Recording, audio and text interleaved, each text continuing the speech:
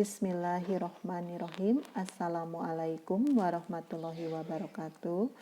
Alhamdulillah anak-anak, kita jumpa lagi pada pertemuan kita yang kedua. Nah, anak-anak, dalam pertemuan kita yang kedua, Ibu masih akan membahas tentang bab 1, yaitu makhluk hidup dan perkembangbiakannya. Nah, anak-anak, setelah kalian menyimak materi yang Ibu sampaikan, diharapkan kalian dapat mencermati kosakata tentang konsep, ciri-ciri, kebutuhan, pertumbuhan, dan perkembangbiakan makhluk hidup.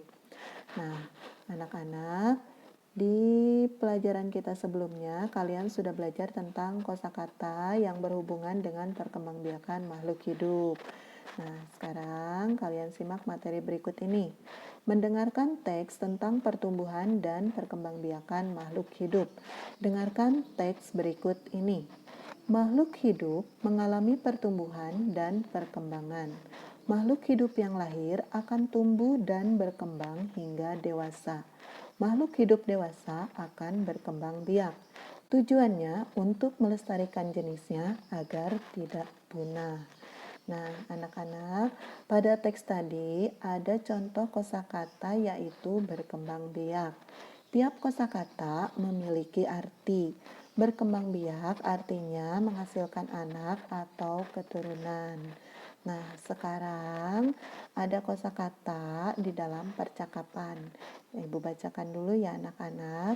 Di sini ada Ajeng dan ibunya. Nah, Ibu bacakan dulu percakapannya. Kalian simak baik-baik ya. Nih, kata Ajeng, "Ibu sedang apa?" Ibu Ajeng menjawab, "Ibu sedang menanam pohon tomat." Terus Ajeng berkata, "Bolehkah Ajeng membantu Ibu?" Ibu Ajeng menjawab, "Tentu saja. Ayo ke sini." Kemudian Ajeng berkata, "Ibu, di mana pohon tomatnya?" Ibu bilang, "Kita akan menanam pohon tomat." Ibu Ajeng menjawab, "Benar Ajeng, akan tetapi kita akan menanam pohon tomat menggunakan biji tomat ini." Kemudian Ajeng berkata lagi, "Jadi pohon tomat berasal dari biji tomat, Bu?" Ibu Ajeng menjawab, "Benar. Jika ditanam, biji tomat akan tumbuh dan berkembang menjadi tanaman muda. Jika terus dirawat dengan baik, tanaman itu akan semakin besar. Apabila semakin besar dan menjadi pohon, nantinya pohon itu akan berbuah dan menghasilkan tomat yang baik." Ajeng menjawab, "Oh begitu ya Bu. Sekarang Ajeng mengerti. Ajeng akan merawat biji tomat ini hingga dewasa dan dapat berbuah nantinya." Ibu Ajeng berkata, "Itu baru anak ibu yang pintar." Nah, anak-anak, kalian perhatikan percakapan antara Ajeng dan ibunya. Nah, Ibu Ajeng itu akan menanam pohon tomat.